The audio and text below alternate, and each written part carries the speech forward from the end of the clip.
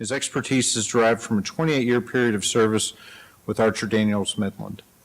At ADM, he held various positions, including Director of Manufacturing for ADM Feeds, Vice President of Operations and Engineering for domestic and international grain handling facilities. During his tenure with ADM, he was co-founder of the company's continuous improvement team, and in the meantime served as the international president of Jeeps from 2001 to 2002. Jim has recently embarked on a consulting career with JFV Solutions, which allows him to work with a wide variety of clients in the grain industry on challenges they face in commodity handling. He does that from an office in Mount Zion, Illinois, not far from the ADM headquarters in Decatur. Jim is a graduate of Cal Poly with a degree in agricultural business management. We call upon him today to address how drying and aeration technology and practices are impacting new construction and retrofitting existing facilities.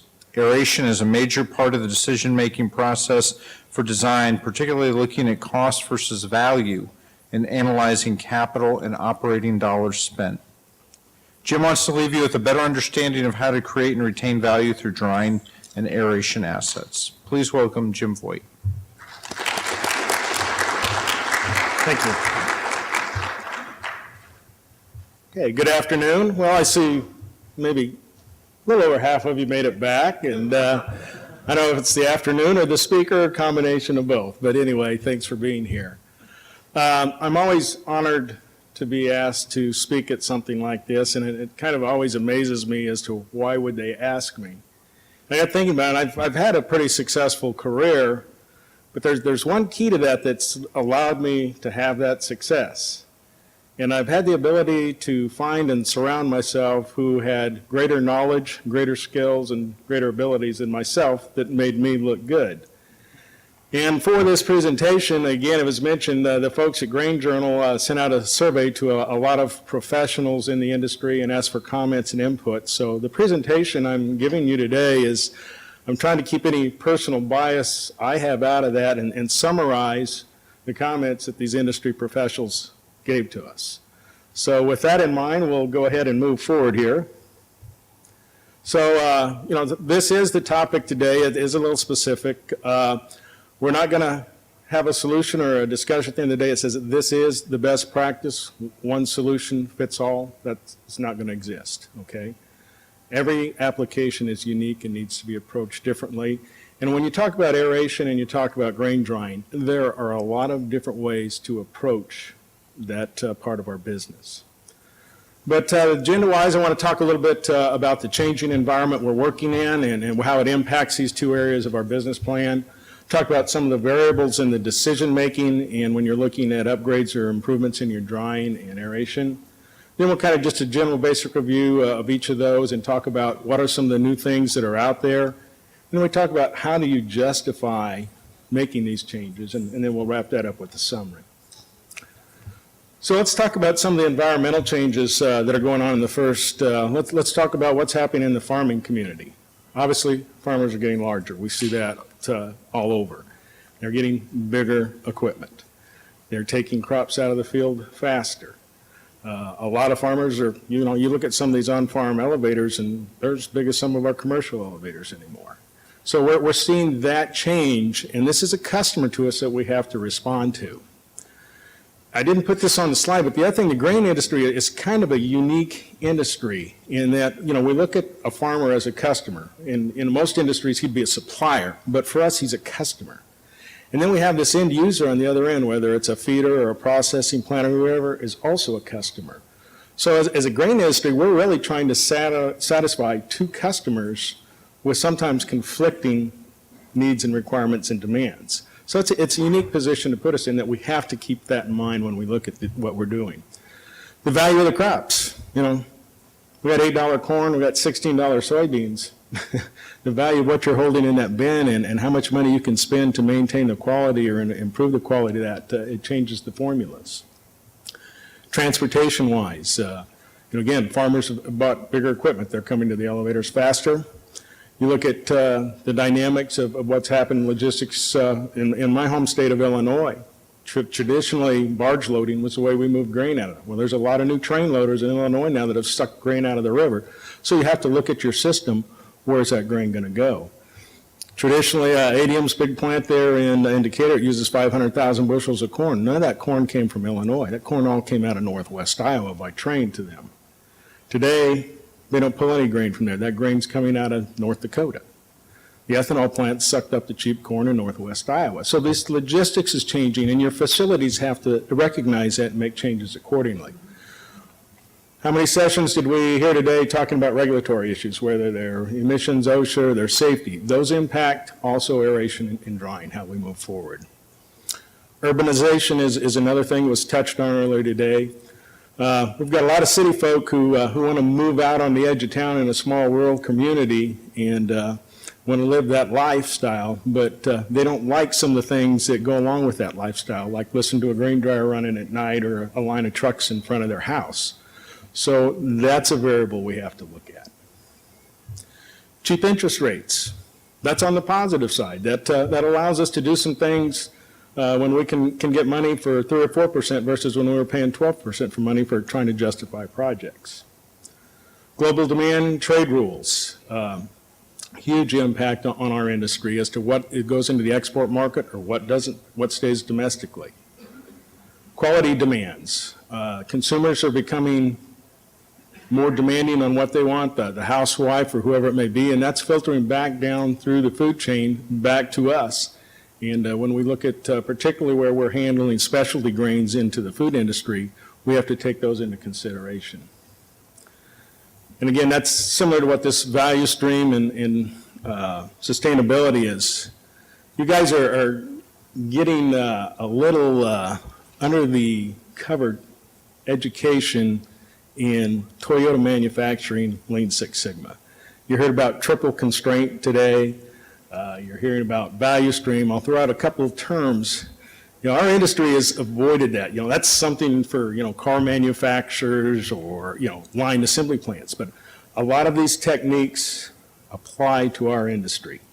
I know a lot of our manufacturers have been putting that in their plants making equipment already. So it's something for our industry to consider. And so some of these terms, if you're not familiar with them as they're being thrown out, take the time to ask some questions about it, maybe try to understand them better, because this methodology of managing your business will improve it. Energy costs are obviously a concern when we're looking at drying and aeration. They're large users of horsepower. So now when we shift gears, and let's talk about some of the variables. If I'm looking at trying to justify upgrades in drying or aeration, what are some of the variables I'm looking at? First of all, what commodities am I handling? Am I handling corn, wheat, soybeans? If I'm handling corn, is it just run-of-the-mill generic yellow corn? Or am I handling specialty corns, high starch, high oils, white corn? It's important that we know that. Genetics, you know, the seed companies have put a lot of corn out there, a lot of other hybrids in some of the other areas that make it more difficult to do our job in some cases. You know, for the sake of yields, they've taken a lot of the durability out of a kernel of corn. We have to handle that corn differently now. Weather is obviously a concern. You know, drought years, wet years, whatever, it impacts what our needs are for drying and aeration. That's a variable in our decision making. The moistures we're going to handle, you know, it varies. Here in the U.S., you know, we typically see our soybeans come in pretty dry. I had the opportunity to work in South America. First crop soybeans in South America will routinely come in at 22 to 25% moisture. You have to approach that differently than if you're handling 14% moisture soybeans. Also, how consistent is that moisture going into that tank? If I've got a wet bin, now I only have one wet bin and I've got 22% moisture corn in it and I've got 16% moisture corn in it, how do I control what's going into my dryer? That's something we have to think about. Overall grain quality that's coming in, cracks, splits, damage, all those things impact aeration and drying and have to be in our analysis. When I'm looking at my aeration, I got old crop, new crop. If I got a bin of old crop, I got a bin of new crop, do I have a bin that's a mix? It's going to impact how well that air flows through it. Bin design and size obviously is a huge issue. Bins are getting larger and larger, putting greater demands on the aeration systems. Reclaim system designs are also changing. You know, a lot of improvements are being made, and that impacts what we do. But that's a critical part of the analysis. How much capacity do I need for my system? We need to know that. We've talked about some of the project planning. I'll talk about that a little bit more in the presentation. But one of the things I kind of was trying to lead the question this morning, and I've got end user needs. And this is one of the things the Toyota manufacturing teaches you. There's a concept called voice of the customer. And it's, what does your customer need? That's who you're in business for, is supplying his needs, and I quote needs, is what you should be driving your business to do, the voice of the customer. So when we say, we want to increase our storage or our drying capacity, is that just a general statement, as the guy said earlier, or are we looking at a specific need? Is that customer, what kind of product does he want delivered to him? Does he want an IP'd white corn delivered to him? What type of storage you put up? Maybe you don't want to put up a 1,000,000 bushel bin. Maybe you want to put up some smaller bins. Those are the types of things we need to look at. Energy cost is obviously huge, and energy availability. In some of these small communities, it's very difficult to get a lot of electricity or fuel delivered to you sometimes. The same thing as manpower availability.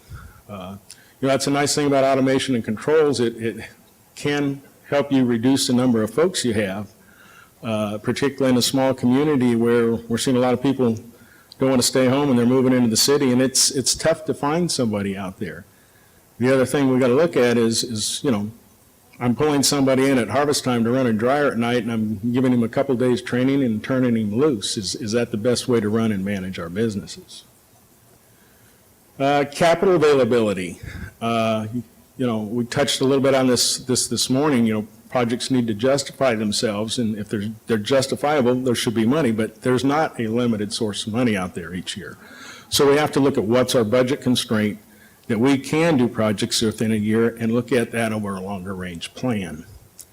Maintenance cost. All systems have a maintenance cost associated with them. If I bump up the size of my equipment, is there a direct correlation in my maintenance cost? I need to know what that's going to be.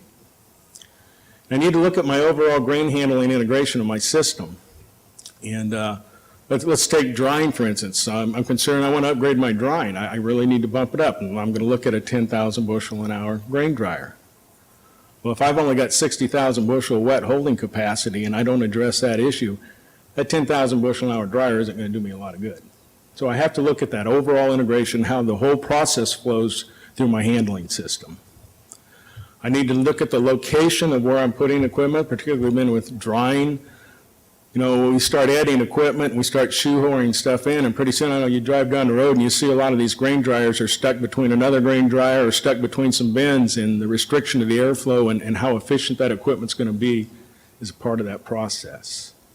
And then we need to look at what technology is out there. And it's kind of interesting. I said my career the last few years, I've been doing some other things with ADM, not directly involved in the grain side. And so stepping out of that for 7 years and kind of stepping back in, looking at the technology changes that have happened during that time, it's amazing. It really is. So people need to stay current with that. So let's talk about, for these two areas, what's really new out there. The basic processes, there's really not a lot new, guys. It's all about time, temperature, and airflows. That's drying and that's aeration. The laws of physics haven't changed over the last few years. Where we are seeing the changes is in the technology side. We're seeing improvements in controllers and their capabilities and reliability. Obviously, wireless and cloud control is going that way. Everybody is packing one of these around on their hip anymore, and you can get online and talk to the big guy up above, Airwise, and find out what's going on in your facility and control it remotely, and you know exactly what's happening. Fan efficiencies, there's been some improvements in fans through design and through the ability of precision manufacturing. They manufacture to better tolerances, and the same with high efficiency motors. Obviously, the bins are getting bigger. Steve alluded to that, and they're overcoming some of the engineering hurdles they had on the larger bins. You can throw in, reclaim systems and what work's been done on sweep augers and some things like that also into that. So you're seeing some things technology support-wise, but the basic processes pretty well have stayed constant. So let's look at aeration here briefly. Aeration, basically all we're trying to do is control the quality by controlling the moisture. That's the whole intent of this, and we're trying to retain value of that product. And if I've got, $8 corn in a 500,000 bushel bin, there's a lot of dollars tied up in that bin. But it's all about the relationship, the physics between, temperature and humidity, and we need to understand that. Personally, as an operator, I may not need to understand that, but I need to listen to somebody who does and take their advice to heart, and they're going to save me a lot of headaches down the road.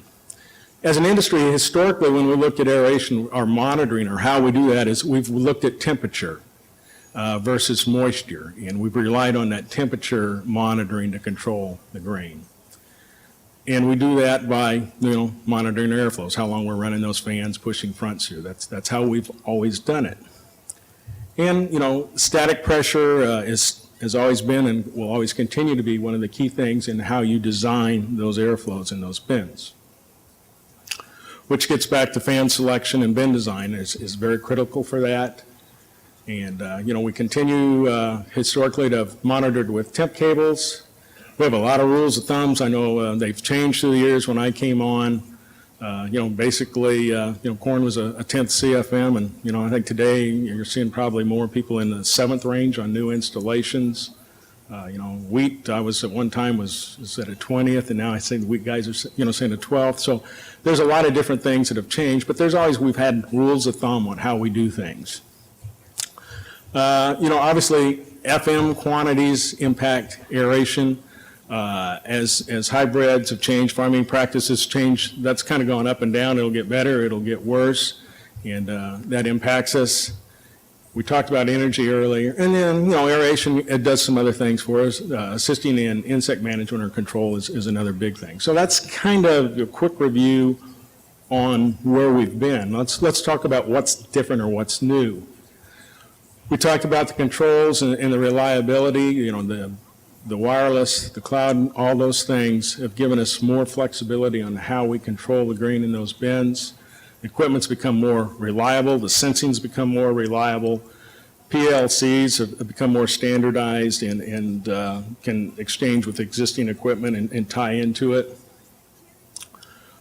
We've started to move now towards the concept of not just monitoring temperature, but monitoring moisture as well. And I know there's some folks who question the value of monitoring moisture, and the big thing is the reliability of the sample. That cable's in there, it's only sensing what's in contact with it with moisture, how reliable, how much trust can you put in that.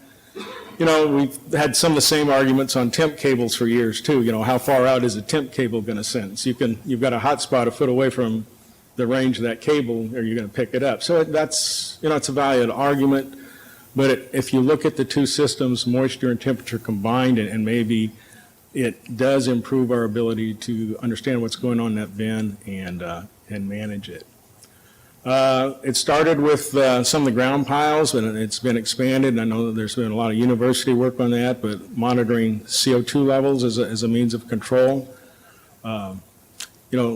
Seed by design is going to germinate. It's going to go through that respiration, and that's as soon as it can find a way to do that with moisture and temperature, it's going to make it happen.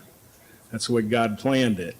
So part of that respiration process is eliminating CO2. And if you can sense that CO2 before you get to the heating stage, that it may give you an advantage on trying to control things before they do become a problem. So that's an area that's kind of exciting to see how that will progress. There's early work done on it, and there's systems out there, but I think that's an area that could improve greatly. The fans will continue to get larger, and there's high pressure fans, there's backdraft fans, a lot of technology that some of the other industries have used, we haven't used, that are being looked at now to see if they're more cost effective. And one of the concepts a couple guys talked about, we've traditionally, when we've looked at running our systems, we've looked at high temperatures and low temperatures when we're turning fans on and off. And there's a lot of folks going towards highs and lows really don't matter. When you look at moving a front through that bin, the time it takes to move that front through the bin, it takes a considerable amount of time. So you really need to be looking at average ambient air temperatures and over the course of the day versus the highs and lows. So again, that's being pushed by some folks as a new way to approach this. And some of the things we've talked about, starts raining and everybody goes and shuts their fans off. A lot of folks are saying, unless it's a long rain, it's setting in for a long time, that really is not going to impact what you're doing. And, you need to look at that and see how that works for you, but that's another thought that's out there.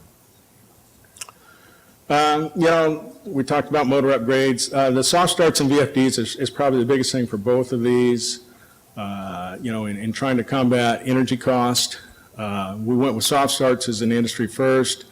VFDs were very cost prohibitive. I think that gap's closed here, but the VFDs give you a little more flexibility, and in the long run, you'll get your money back out of them, even though the initial cost is higher. There's some movement towards some digital sensing. We've typically used the thermocouples out there. There's movement into some of the digital, particularly in the moisture sensing. The other thing we're starting to do with some of the temp cables is looking at temperature differentiation and using temp cables as a measuring system, how much grain we've got in those bins and where it's at. There's some work being done with that looks good. Grain spreaders and levelers, particularly as these bins have got larger, trying to manage the FM and keep from getting having to core these big tanks a lot and do a lot of things. Spreaders are a possible alternative for that. I know historically spreaders were not manufactured to the highest level years back, and it seemed to have a lot of failure with them. And looking at the new designs, they're a lot more dependable, a lot more rugged, and I think the manufacturers have responded to that. And so that's an option that's out there for you to consider. When I was in Europe, they actually have leveling systems in Europe that will go in and physically level the tops of the bins so that there's an even mass so you have no peaks in them. They're very expensive to operate, but some people over there think there's value in that. Then also some of the aeration systems such as, the air conveyors, the canal systems can give you a secondary option as a discharge system. Obviously, if you're only turning that bin once or twice or three times during the course of the year, the cost of that's probably not a value. If you're turning that bin frequently and you want to keep folks out of those bins, which we've talked about from the safety standpoint, that's an option you may want to consider. Let's look at the cost of putting aeration systems in place. Again, these are averages, so I kind of took from folks. But roughly to put in a 1/12 of CFM, we're talking about 10 cents. To put in a 1/10, about 14 cents a bushel. For an 1/8, a quarter. And to put in a 1/6 of CFM, you're talking about 62 cents approximately a bushel to do that. Those are some big numbers when you start trying to get those things. And when you start trying to pay back those numbers, you better have a pretty sharp pencil looking to justify a 6 and what's your need for that. We'll talk a little more on that. We talked about a higher value on what these tanks are holding. And if you look at this, a 500,000 bushel tank of corn, if I lose a 1/4% of the value of that tank at $8, I've lost $10,000. If I lose 1% of the value of that tank at $8 corn, I've lost $40,000 out of that one tank. Obviously, that allows me to spend some money on some controls. And if you run that over into soybeans are fairly easy here in the U.S. to handle, and I'm coming somewhat from that South American approach where you're handling 28% moisture soybeans. You can lose $80,000 on a bin of soybeans pretty quick. So you have to understand what the values are in your bins and then back into what you can spend and justify to maintain that quality. To do that, though, you need to know what your end user wants. Where's that corn going to go? I had the opportunity to go up to Minnesota Grain and Feed Association a few weeks back. I was talking with a gentleman. He asked me, what temperature should I grind my corn at? And I said, well, traditionally, we had a limit of our plenum temperature, 180 degrees from a quality perspective, and it took special approval to go up above 180 degrees. He goes, well, I'm drying at 230. Should I turn my heat down? My question to him was, well, who's your customer? Who's buying the corn from you? Well, it's internal, and it's going over to our feed mill, and we're running it through the hammer mill. I said, I wouldn't be worrying about cracks. I'd dry my corn at 230 and get the capacity. That's your customer. It's going to work for them. Now, if I've got a food-grade corn, a white corn, Frito-Lay's going to, if I dry that corn over 105 degrees, they're going to send it back to me. So you have to know where that corn's going, where your beans are going, where your wheat's going, what the customer demands on, and to justify the upgrades you're going to spend. How long is that grain going to be stored? Is it going to sit there for a year? If I've got an aeration system that says I've got to turn that tank 4 times to get my money back out of it, how long am I going to turn that? Am I going to do that in 1 year? Am I going to do that over 4 years when I'm looking at my payback analysis? The impact of that energy cost. What's energy going to do in the marketplace? That's a best guess. Nobody's crystal ball is perfect on that. There'd be a lot of billionaires if there were. But, you have to make some estimates on what energy costs are going to do. My particular former employer bet on the coal industry, and we built a lot of cogeneration coal plants. And given the price of natural gas today, that was a poor decision. So we get strong. So those can impact your decisions also. But the higher value of crops do make this justification easier because I showed you in that slide, your potential losses are greater. And you need to look at things over a period of time, how you're going to maintain that over a course of a harvest season and over a period of years, what that investment's going to do for you. But there is a point of diminishing returns on most projects. There's a point where you can spend enough money on upgrades and technology that your margins, your volumes will never allow you to recover that at a satisfactory level. So you need to keep that in mind. So the dollars you've invested in the rate of return you're going to get on that, and every company's got a different rate of return. It's not going to be the same for everybody. But you need to sit down with your management people and know what those numbers are. Okay, let's switch over to drying.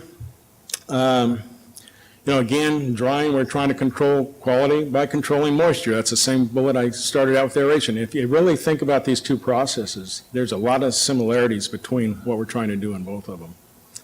Again, it's time, temperature, and airflows. Nothing magic about that. Now, drying, God knows how many options of drying are out there. You can get into continuous batch, direct, indirect, full heat, mixed heats, cross flows, counter flows, mixed flows, concurrent flows, tower, column, batch, screen perforations, the percent of screens that are opening is somewhat standardized out there now. I think the industries are finding that. But let's look at fuel sources. You got gas, you got LP, you got oil, you got wood in some parts of the world, other biofuels. We'll talk a little bit more, but you get out in some of these remote locations, we're having to run mixed fuels because of limitations on supply. We've had rules of thumb on grain drying. I said our rule of thumb internally used to be 180 degrees on corn as a generic, but those things change over time. Kernel moisture variation has always been an issue. The one thing it's a real challenge for our industry is we make a lot of decisions based off of our lab analysis, bushel weights, moistures, all those things. And we're relying on having a representative sample to do that. And as an industry, I can tell you we do an extremely poor job of sampling. We do not put enough emphasis on sampling. And if you've got bad information to make your drying decisions on, your aeration decisions on, no matter how good your equipment is, it's not going to optimize.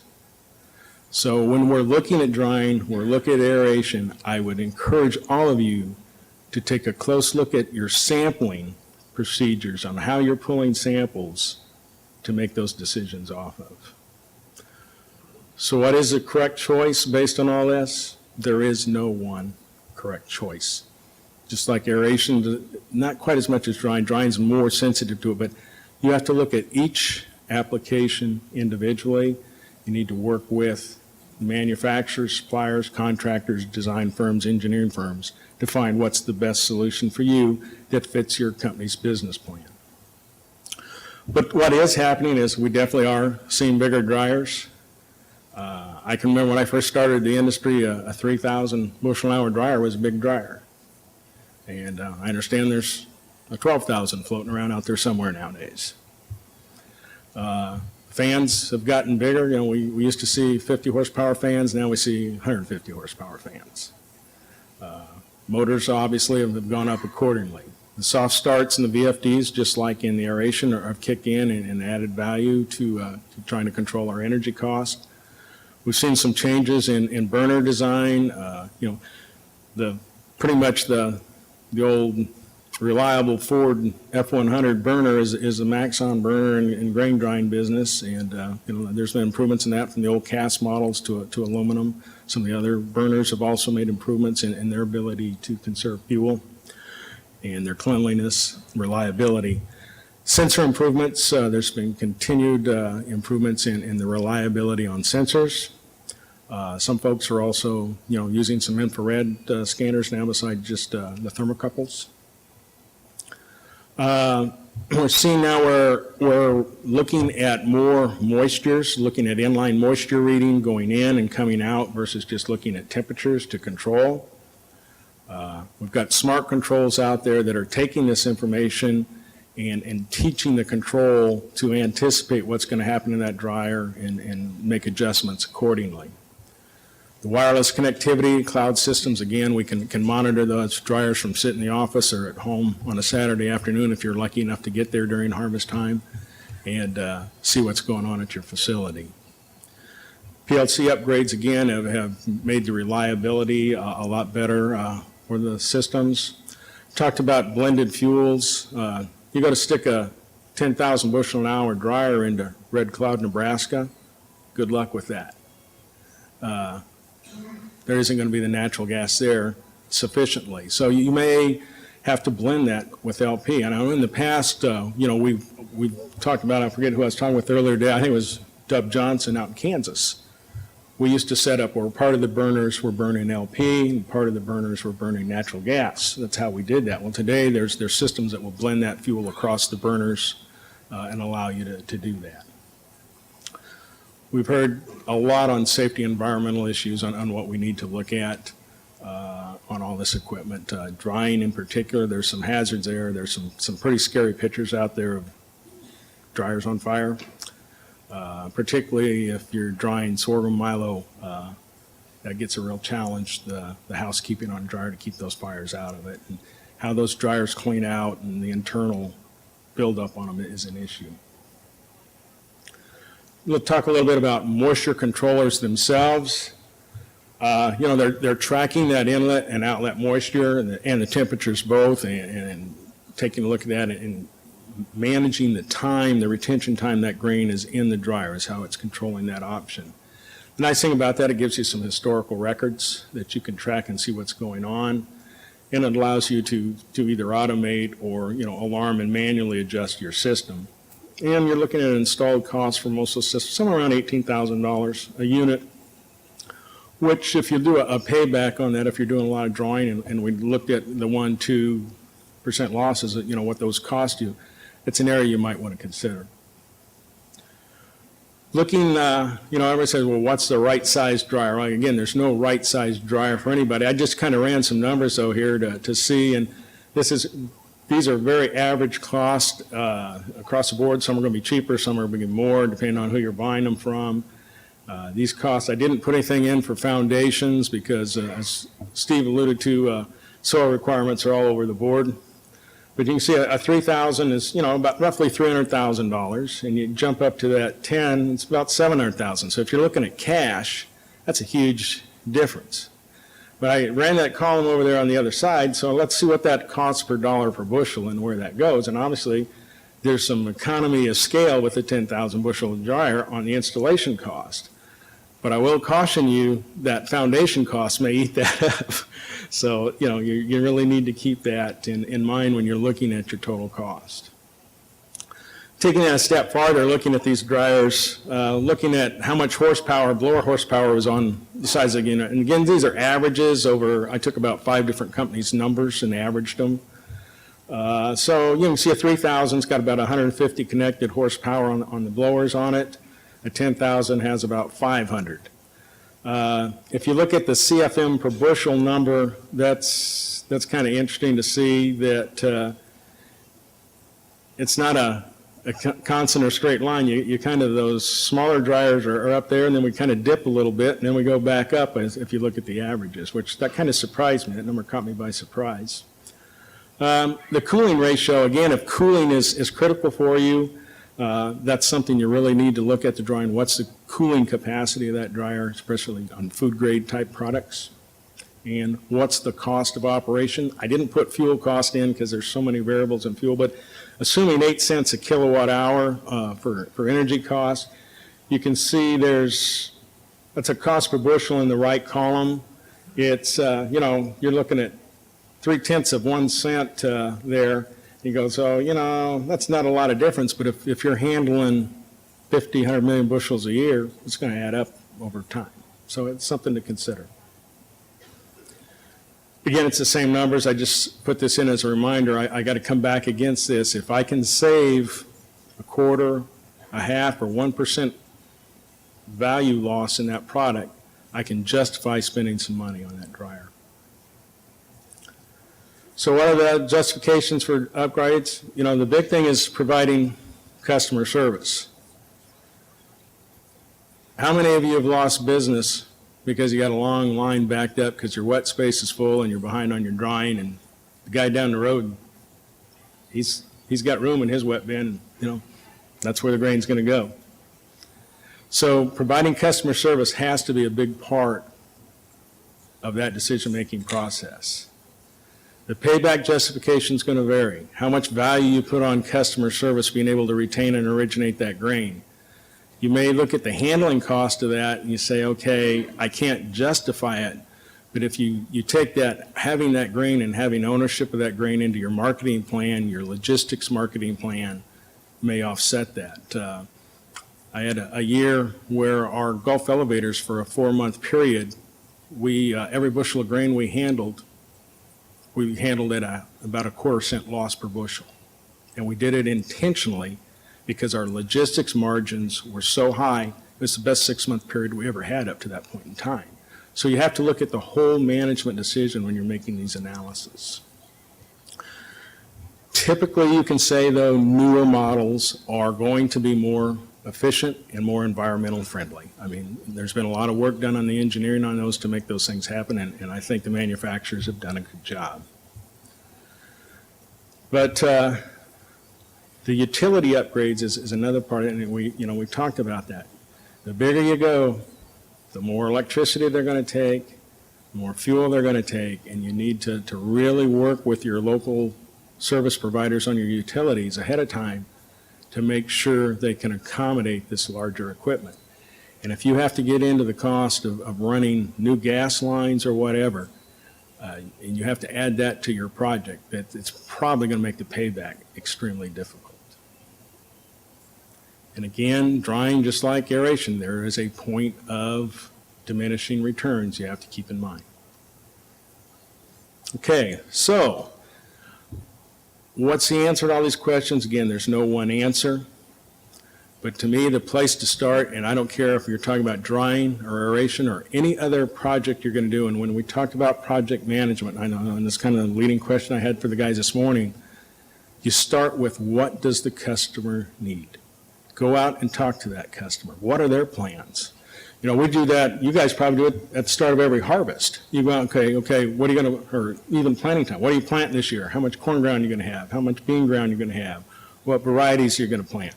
Do you upgrade your equipment? Is it going to come in faster? You ask those questions on a seasonal basis. We need to ask these guys what their thought processes are out a little longer. And these farmers are got a lot more sophisticated. The guy says, well, I think I'm going to shift over to food grade corn. I got $1 premium in that versus a 20-cent premium. So those are the things we need to know when we're trying to plan for the future and design for drying and aeration. We need to evaluate the grain flows totally, the whole from start to finish, not just concentrate on aeration and drying, because the systems have to balance. And you may not have it balanced in 1 year, but your plan over a period of time has to make sure that you get those systems balanced. If you have a bottleneck in there, I've spent $1 million to put in a new drying system, and I can't utilize it because I've got a problem on either side of it. It hasn't given me any value. I'm kind of old school. I'm not a firm believer that bigger is always better. And you need to keep that in mind, and it gets back to what your customer is. The one thing about big tanks, they offer a lot of, advantages, which Steve put up there on the board. One of the disadvantages he didn't put up out there is, though, the ability to separate grain and take advantage of market conditions. You need to, forecasting and looking in the future beyond just this year or next. You look at the Chinese business model, and there's a lot of things the Chinese you don't like, but these guys are brilliant at planning out into the future and building accordingly, and we can learn from some of the things they've done. We need to be more forward-thinking in our industry. Stay current on technology. It changes rapidly. There may be some things out there that we should be taking advantage of. I've had the opportunity to work internationally for a lot of my career, and I'm part of the problem. I experienced it when I left. We are a little arrogant here in the U.S. that we know best. And there is a lot of really good technology for our industry available in other parts of the world. And if you go out and look at it and consider it, we're behind in some places, even though we quote, these are developing countries. Service should be a driver on what you do. Again, it's customer needs, but servicing that customer should drive all our business plans and how we spend our capital and where we spend our time. The systems, once you have them in place, you want to make sure you test them. We've got all these sensors and monitors in place. Those things, they will fail or they will, drift out of range periodically. You need to make sure you've got a plan in to maintain and test that equipment. But it's all about creating and maintaining value. That's where we make our money in the grain industry. We're not building a product from scratch. We're taking something and we're enhancing it by either drying it or cleaning it or whatever, blending. And then we have to find a way to maintain that value once we've created it to be successful. And it can be a great revenue source, aeration drying, if managed correctly, or it can be very costly if you don't do that. The representative samples are extremely critical so that you have the right information to make decisions. Looking at this concept is manage versus control. All this technology right now is control technology, and I challenge somebody to say it's management technology. It's control technology. Now, could it be management technology? Yeah, it can be if you're willing to spend the money. But management is best done by trained, motivated people. If you turn over all the oversight of your drying or your aeration to some type of piece of equipment, you're probably not going to be that successful. Your senses of sight, sound, smell, touch are extremely valuable coupled with experience. And you want to keep engaged in that part of it. Don't put all your eggs in one basket with controls and technology. Remember how to go out and walk around your plant and see what's going on. So with that, take any questions.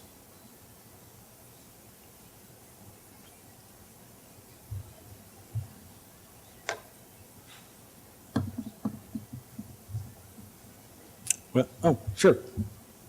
What have you seen experience with new dryers going up with fire marshal, fire codes, sprinkler systems, standpipes, and other expenses? Like I said, I've kind of stepped out of the industry here domestically for about 7 years, so some of those current regulations I really didn't have to deal with personally. I know the last dryers I did put in were in South America and in Brazil in particular. And we wound up, to meet the codes down there, we were putting deluge systems in the dryers. And we were obviously having to put in pumps and tanks and everything to supply the appropriate amount of water for those systems. But their code down there required a deluge system on their dryers. Because drying soybeans with 7-8% FM and you're trying to take 15% moisture out of them, you do have fires.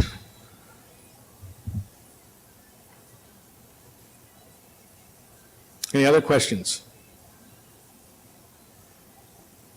Does anybody not have, nobody has any problem with it drying? Everything's always perfect, right? It's never an issue for you. You never get calls in the middle of the night that you have to answer? Or you never have an accountant asking you, what happened to the 50,000 bushels of corn you were supposed to have out in that elevator? Where'd it go? Gentlemen, these are areas that you can manage and make your business units a lot of money if it's done properly, and make sure you spend the time on it. So with that, I think I got about 50 seconds left here. So any others? Well, I thank you for your attention, and I appreciate and honored that you asked me to be here. Thank you.